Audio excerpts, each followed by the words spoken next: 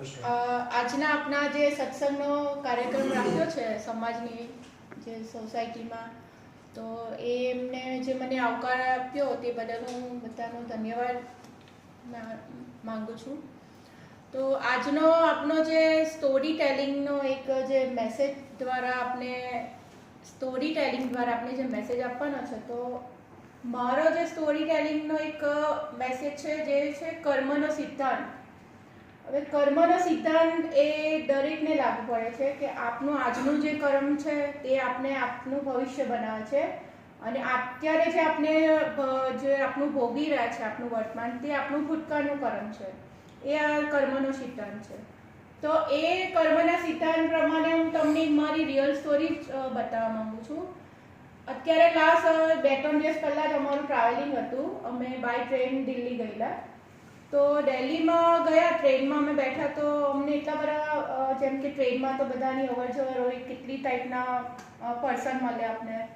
તો એમાં એક જે હતા ભાઈ, તો એમનું બહુ સારો નેચર હતો કે જે કોઈ પણ આવે એને વેલકમ કરે, એમને ફૂડ ઓફર કરે. એમને પોતાને માટે જે ફૂડ ઓર્ડર કર્યો, 2 ડીશ મંગાવી કે તમે પણ શેર કરો સાથે, હું એકલો નહીં ખાઉં.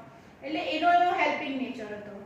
પ્લસ એને કોઈ પોતાની સીટ પણ માંગવા આવે, જેમ કે કોઈનું રિઝર્વેશન નહીં હોય તો એ સીટ આપી દેતા હતા. ઇન શોર્ટ એટલો હેલ્પિંગ નેચર મેં એમનો જોયો. મતલબ ઓબ્ઝર્વ કર્યું આ બધું કે ટ્રેનમાં કેટલા બધા મેમ્બર્સ, કેટલા બધા પર્સન અલગ અલગ આવે.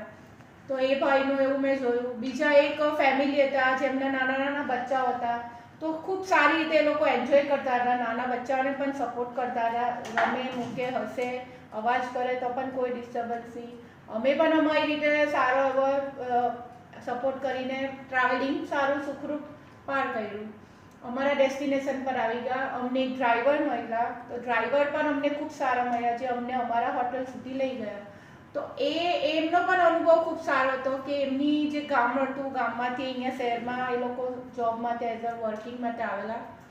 ત્યાર પછી અમને એક હોટલ પ્રોવાઈડ થઈ. તો હોટલમાં પણ સારું એક્સપિરિયન્સ હતું, ખરાબ પણ હતું. મતલબ ત્યાર પછી અમે અમારા એક ફ્રેન્ડના ઘરે ગયા. તો ફ્રેન્ડના ઘરે અમને એટલી સારી ટ્રીટમેન્ટ મળી. એ એઝ અ પર્સન બહુ રીચ હતા, એટલે એમને ત્યાં ખૂબ જ સારી ટ્રીટમેન્ટ ને આમ એકદમ લાઈફસ્ટાઈલ એ લોકોની સારી. અમને પણ એ રીતે ટ્રીટ કર્યા. બહુ સરસ. ચાંદની ચોક. તો ત્યાં તો કેવું છે કે આપણે ત્યાં આપણું પોતાનું વ્હીકલ નહીં લઈ જઈ શકીએ. આપણે આપણી 2 વ્હીલર કે 4 વ્હીલર મૂકીને, બટ એ લોકોની જે પેડલ રિક્ષા આવે છે એના ડ્રાઈવર એ લોકો એ રીતે આપણે ત્યાં કેરી કરે છે. તો એ વ્યક્તિ અમે જોયા કે જે પોતે, અમારું ખાલી ફેર કેટલું હતું, 50 રૂપિયા હતું. એમાં એ લોકો 3 મેમ્બરને એ લોકો અકોમેડ કરતા હતા કે 50 રૂપિયામાં 3 જણને અમે લઈ જઈએ. એ ભાઈ પોતે ચાલતા, સાયકલ ખેંચીને. એટલે અમને, મારો કહેવાનો મતલબ છે કે મેં આટલું જે 2 દિવસનું ટ્રાવેલિંગમાં મારું એટલો બધો એક્સપિરિયન્સ થયો કે કયા કયા મેમ્બરને અમે જોયા, કયા કયા પર્સનની લાઈફસ્ટાઈલ જોઈ. એક એકદમ ઉપર છે અને એક એકદમ નીચે છે, કે જે 50 રૂપિયા માટે પણ પોતાનું જીવન અત્યારે ગુજારે છે એના ફેમિલીને રન કરવા માટે. તો એ બધી વસ્તુ મને આમ એટલી બધી વિચારોમાં લાવી દીધા કે યાર આ કઈ રીતનું જીવન છે. દુનિયામાં કેટલી ટાઈપના લોકો છે જે એકદમ રીચ લાઈફ પણ લેવિશ લાઈફ જીવી રહેલા છે, અને એક જે એકદમ જ જે ખાલી મામૂલી 50 રૂપિયા માટે પોતાની કેટલી બધી લાઈફ આમ અંદર આપી રહ્યા છે. તો આનો શું મતલબ, શું આ વસ્તુનો, કે આ કઈ રીતને, કેમ આવી રીતે કોઈ એકદમ છે, કોઈ એક નીચે છે. તો એનો મતલબ કે શું ચાલી રહ્યું છે, કેવી રીતે લોકોને, કારણ કે કોઈને એવી રીતે એવી લાઈફ જે 50 માટે તો પોતાની લાઈફ બગાડવા માટે કોઈને ઈચ્છા નહીં હોય, પણ કરવું પડે છે, એમને પણ એ લાઈફ જીવવી પડે. તો એની પાછળ એક વસ્તુ જ કામ કરે છે કે જે કર્મનો સિદ્ધાંત. હવે એમનું જે છે પેલા ભાઈનું કામ, તો એના બિફોર કર્મ, પાછલા જન્મના, કે જે આ જન્મના કર્મ પ્રમાણે એમને આ લાઈફ છે, એમને એ સહન કરવું પડે છે. જે પેલા ભાઈ જે છે આટલી રીચ લાઈફ છે, તો એના પણ એક કર્મથી જ એને લાઈફ મળેલી છે. એટલે આપણે કહેવાનો મતલબ એ છે કે અત્યારનું કર્મ, એના માટે હું એક સ્ટોરી, એક એક્ઝામ્પલ જ આપું છું સ્ટોરી કરતા, કે કૃષ્ણ આવે છે જ્યારે મહાભારતનું યુદ્ધ સ્ટાર્ટ થવાનું હોય છે. તો કૃષ્ણ બંને પક્ષને એક એનો પોતાનો મત આપે છે. અર્જુનને પણ કહે છે, પાંડવોને પણ કહે છે, અને કૌરવોને પણ કહે છે કે મારા તરફથી હું તમને સપોર્ટ કરીશ. મારી પાસે 2 ઓપ્શન છે, કે હું પોતે એક સારથી તરીકે હું પોતે આવીશ, અથવા તો મારી સેના આવશે જે લાખોની સંખ્યામાં છે. તો બંને ચોઈસ કૌરવોને મળે છે અને પાંડવોને પણ મળે છે.